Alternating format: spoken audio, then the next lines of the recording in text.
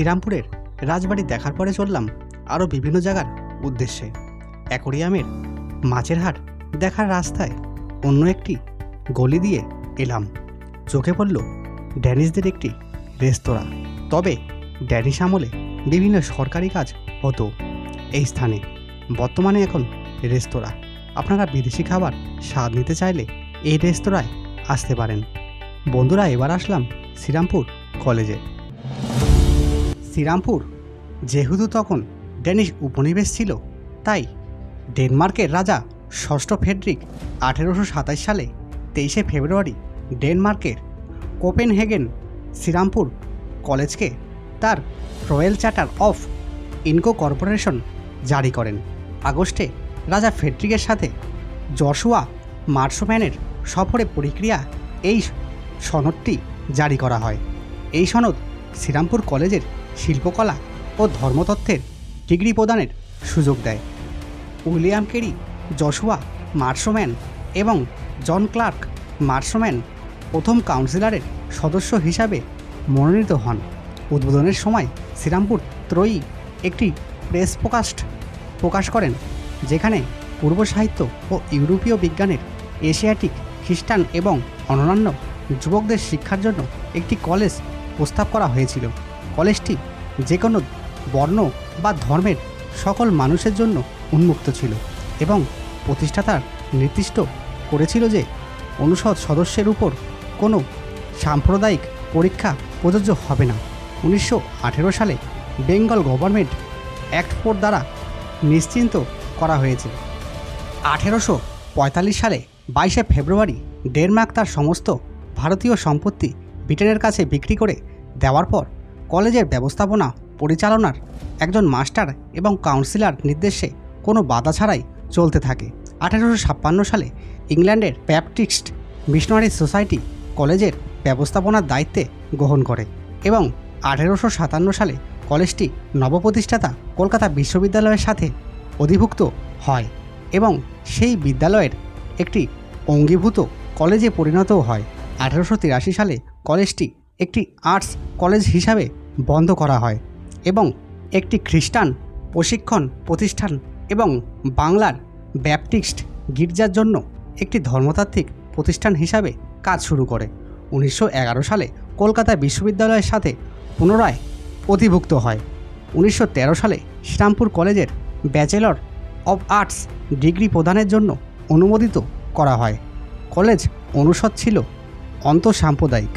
বন্ধুরা, এই কলেজে একটি মিউজিয়াম আছে। রবিবার অথবা সরকারি ছুটির দিন বাদে এই কলেজে প্রবেশ করলেই অনুমতি মিলবে মিউজিয়ামটি ঘুরে দেখার। বন্ধুরা, এবার আমরা চলে আসছি ড্যানিশের কবরস্থানে। বন্ধুরা, হুগলির অন্যতম প্রাচীন একটি শহর শ্রীরামপুর। সেখানে একসময় দাপিয়ে বাণিজ্য করেছে ড্যানিশরা। 1755 থেকে 1845 পর্যন্ত তৎকালীন ফ্রেডরিকনগর ড্যানিশদের অন্তর্গত ছিল। ফ্রেডরিকনগর ছেড়ে গেছে ড্যানিশরা বহুদিন আগে, তবে রয়ে গেছে তাদের সেই সময়কার স্থাপত্য নিদর্শন। এমন একটি জায়গা ড্যানিশ গোরস্থান। সেখানে রয়েছে মোট 61টি ড্যানিশ কবর। বন্ধুরা, আমরা রয়েছি ড্যানিশদের কবরের স্থানে। চারিদিকে শুধু কবর। বন্ধুরা, আমরা যে টোটো দাদার সঙ্গে ঘুরছি তার বাড়ি এখানে।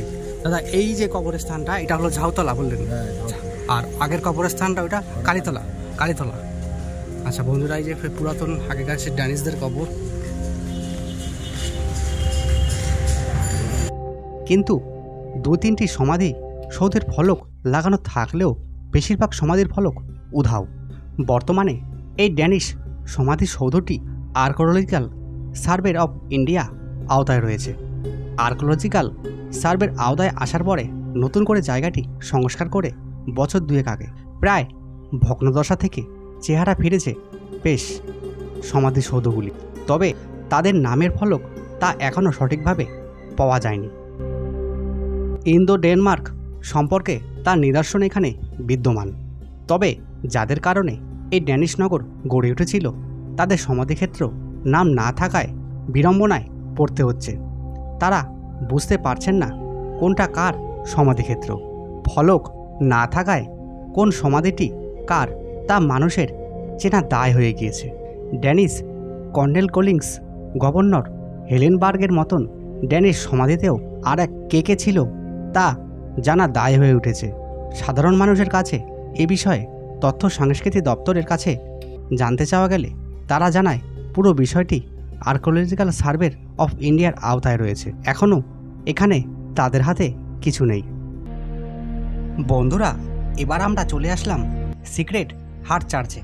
মোটামুটি ভোরবেলা প্রার্থনা হয়ে যাওয়ার পর এই ঘরটি বন্ধ করে দেওয়া হয়। আমরা গির্জার আশেপাশে ঘুরে চললাম পরবর্তী স্থানে।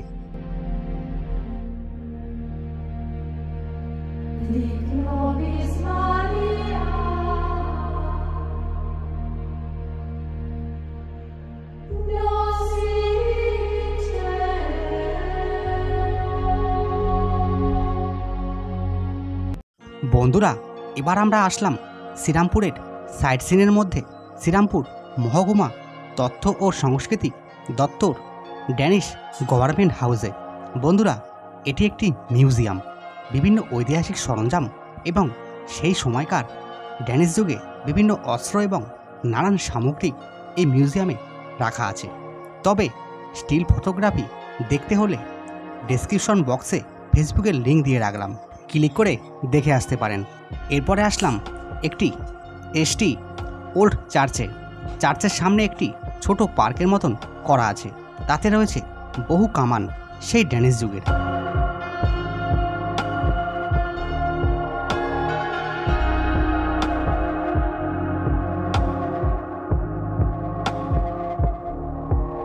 কেমন লাগলো বন্ধুরা আজকের ভিডিও পর্বটি? কমেন্ট বক্সে অবশ্যই জানাবেন। তার পাশাপাশি লাইক এবং সাবস্ক্রাইব করতে কিন্তু ভুলো না। আবার দেখা হচ্ছে পরের পর্বে। ধন্যবাদ।